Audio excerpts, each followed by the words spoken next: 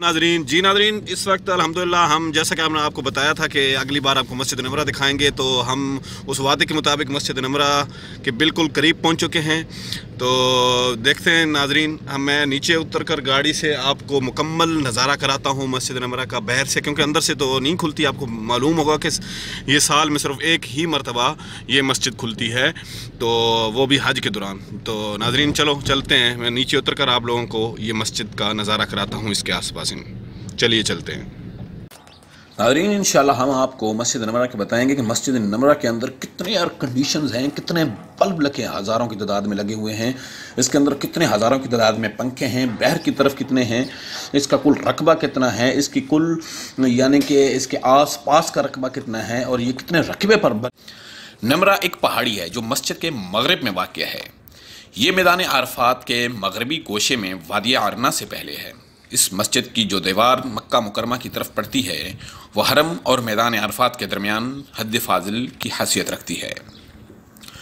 दूसरे अल्फाज में यूं कह लीजिए कि जहां हरम की हदूद ख़त्म होती हैं वहां अरफात की हदूद शुरू होती हैं। मस्जिद नमरा की तामीर में कई अमरा और सलातीन ने हिस्सा लिया। सन हिजरी 843 में मलिक ज़ाहिर जमकम ने इस ज़र नौ तामीर कराया। फिर 853 में भी इसकी इस्लाह व मरम्मत कराई गई। सन हिजरी 874 में मलिक अशरफ किबियाती ने इसकी तामीर और मरम्मत कराई और मस्जिद के दरमियान दो बड़े बरामदे बनवाए ताकि हज्जाज नमाज के वक्त धूप से महफूज रह सकें। अलामा अज़्ज़र की तारीख़ मक्का में लिखते हैं कि नमरा पहाड़ी के नीचे एक गार वाक़या है। ये गार 4 × 5 हाथ का है। कहा जाता है कि नबी करीम सल्लल्लाहु अलैहि वसल्लम ने इस जगह वकूफ़ अरफा के रोज़ ठहरे थे। नाज़रीन इंशाल्लाह हम नेक्स्ट वीडियो में आपको उस गार तक ले जाएंगे और आपको उस गार की ज़ियारत कराएंगे। वो गार जहाँ पे वकूफ़ अरफा के लिए आप सल्लल्लाहु अलैहि वसल्लम ठहरे थे, वो गार अब तक मौजूद है। जी तो नाज़रीन, आलम फाजिल शेख मोहम्मद ताहिर अल-कर्दी अल-मक्की ने शवाल 1376 हिजरी में इसकी तहकीक की थी। उन्होंने इसका तज़किरा अपनी किताब अल-तारीख़ अल-कवीम में किया है कि आप सल्लल्लाहु अलैहि वसल्लम उस रोज़ वकूफ़ अरफा के लिए यहाँ ठहरे थे। नाज़रीन, मौजूदा मस्जिद नमरा का पूरा हिस्सा मैदान अरफा में शामिल नहीं है। इसका सिर्फ शमाली हिस्सा मैदान अरफा में है, जबकि जनूबी हिस्सा मैदान अरफा से खारिज है और वादी अरना में बना हुआ है। सऊदी हुकूमत ने मस्जिद नमरा असर 9 तामीर कराई। माजी में इसकी लंबाई 90 मीटर यानी कि 90 मीटर और अर्ज 80 मीटर हुआ करता था, 80 मीटर यानी हुआ करता था। इसके चारों तरफ बरामदे थे। मेहराब 3 मीटर ऊंची और 5 मीटर चौड़ी थी। इसका मिंबर 2.5 मीटर ऊंचा और 10 सीढ़ियों वाला था। सऊदी हुकूमत ने तौसी करके मजमूई रकबा 1,24,000 मुरब्बा मीटर कर दिया। इसकी दूसरी मंजिल का रकबा 27,000 मुरब्बा मीटर है। आकबी सहनों का रकबा जिन पर साइबान पड़े होते हैं 8,000 मुरब्बा मीटर है। इसके नतीजे में जहां 4 लाख नमाजियों के लिए गुंजाइश पैदा हो गई है। नाज़रीन, ये मस्जिद नमरा जो कि साल में सिर्फ एक बार खोली जाती है और जहां पे हाजी 4 लाख हज्जाज इकराम इस मस्जिद के अंदर आज के दौर में आज इस टाइम 4 लाख नमाजी नमाज अदा कर सकते हैं। आसार कदीमा के महरियानी फ़िरोज़ी लिखते हैं कि मस्जिद नमरा अमीर अल हज का मुअक्कफ़ है, वो जगह जहां अमीर अल हज मैदान अरफा में वकूफ़ करता है और जो हज अमूर का मुंतज़म होता है।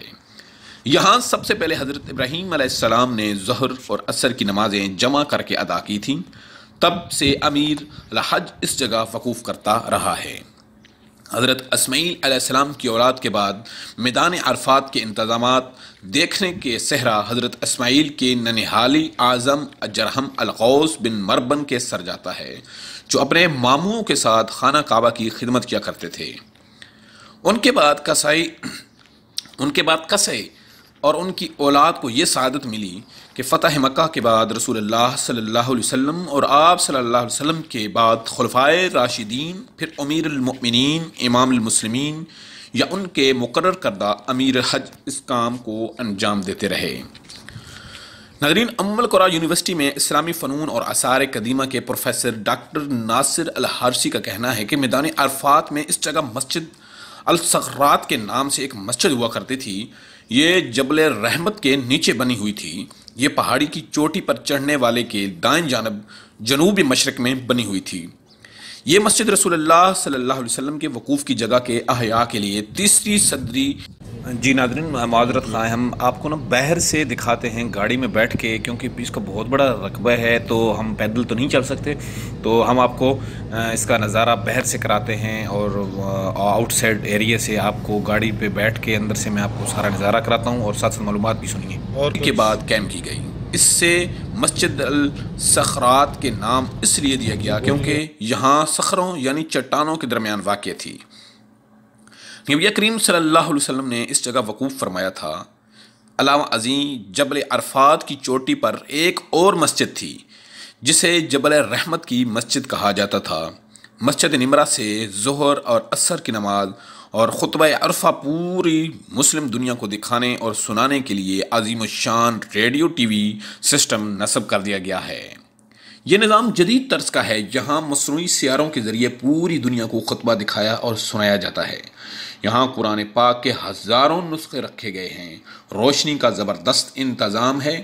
مسجد نمرہ مکہ مکرمہ سے تقریباً 15 کلومیٹر دور ہے۔ مسجد نمرہ سن ہجری 150 میں قائم کی گئی تھی۔ زمانہ دراز تک اس کا رقبہ معمولی سا رہا۔ اس کی عظیم الشان توسیع کا صحرا سعودی حکومت کے سر جاتا ہے۔ اس کے گرد و نواح میں شجرکاری کا اہتمام بھی کیا گیا۔ مسجد نمرہ کی توسیع اور ترقی پر 33 ملین ریال خرچ ہوئے تھے۔ مشاعر مقدسہ کی اس مسجد کا رتبہ مسجد الحرام کے مان بعد آتا ہے۔ اس میں ہمیشہ اصلاح و مرمت اور تزئین اور تحسین کا سلسلہ چلتا رہتا ہے۔ اس کے 6 مینارے ہیں، ہر مینارہ 60 میٹر اونچا ہے۔ مسجد میں ناظرین 3 گنبد سامنے کی طرف ہیں، خارجی صائبان ہیں، 8 دروازے ہیں۔ کھڑکیوں اور روشن دانوں کے ذریعے قدرتی روشنی کا بندوبست بھی کیا گیا ہے۔ یہ مسجد عرب طرز تعمیر کا شاہکار ہے۔ علاوہ ازیں 13,000 بلب مسجد کے اندر اور 2,800 باہر کی طرف لگائے گئے ہیں۔ اس میں 663 ایئر کنڈیشنز ہیں۔ مسجد کے اندر 2200 پنکھے جبکہ 400 پنکھے باہر کی طرف لگائے گئے ہیں۔ 3 ٹرانسفارمر ہیں۔ یہ مسجد ہر طرح کی عصری سہولتوں سے آراستہ ہے۔ مسجد کے باہر خواتین اور مردوں کے لیے طہارت خانوں کا کمپلیکس قائم کیا گیا ہے۔ مسجد سے متصل صائبان نصب کیے گئے ہیں۔ اس کی توسیع پر تقریباً 350 ملین سعودی ریال خرچ ہوئے ہیں۔ مسجد سے متصل ملک عبدالعزیز آل سعود رحمۃ اللہ کے نام سے ایک کشادہ عمارت بنائی گئی ہے جہاں حاجیوں کے لیے کھانے پینے کا بندوبست بھی کیا جاتا ہے، یعنی کہ حاجیوں کے کھانے کا بندوبست بھی یہاں پر کیا جاتا ہے۔ اور ناظرین، یہاں مسجد نمرہ کے آس پاس تمام جو میدان ہے وہ میدان عرفات کا ہے، اور اس میدان عرفات میں یہاں ایک رکن جو ہوتا ہے وہاں حجاج کرام بیٹھتے ہیں۔ کچھ مسجد نمرہ کے اندر بیٹھ جاتے ہیں، کچھ باہر بیٹھ جاتے ہیں، اور یہ حج کا ایک رکن ہے جس سے بہت ضروری، اس کے بغیر حج مکمل نہیں ہوتا، اور یہی خطبہ حج بھی دیا جاتا ہے۔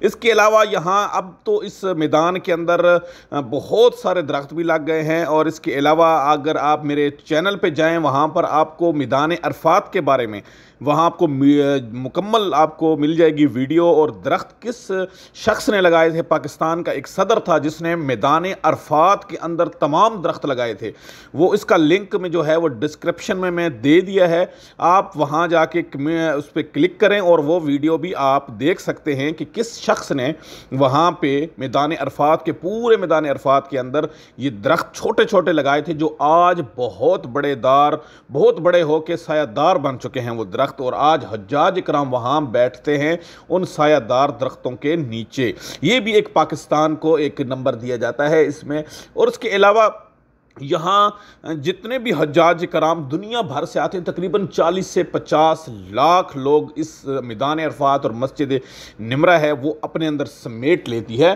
اور اس کے علاوہ پاکستان، انڈیا اور بنگلہ دیش، ان تمام ممالک میں سے جتنے بھی لوگ یہاں پر آتے ہیں ان کا مکمل دیکھ بھال کیا جاتا ہے۔ اب یہاں پر کیمپ لگائے جاتے ہیں تمام حجاج کرام کے لیے، اور یہاں اب کیمپ کے ذریعے ان کو کھانے فراہم کیے جاتے ہیں۔ پہلے یہ سہولیات نہیں تھی، جو کہ اب یہ سہولیات سعودی حکومت کی طرف سے مکمل دی جاتی ہے، کیونکہ اب ٹمپریچر زیادہ ہو جاتا ہے، گرمی کی شدت بڑھ جاتی ہے، جس سے کافی اموات ہو جاتی تھیں، کیونکہ حجاج کرام میں بہت زیادہ ضعیف لوگ، بزرگ لوگ آتے تھے۔ تو آپ جب بھی آئیں حج کرنے کے لیے اپنا تمام تر سامان، جو چیز آپ کو ضرورت ہے، کیا چیز آپ کو یہاں پہ ضرورت پڑ سکتی ہے، وہ تمام تر انشاءاللہ نیکسٹ ویڈیو میں ہم بتائیں گے۔ اس وقت تک اجازت دیجیے، آپ کا اپنا چینل دی وزٹر کنگڈم سے، سعودی عرب سے، مکہ مدینہ۔ اللہ حافظ۔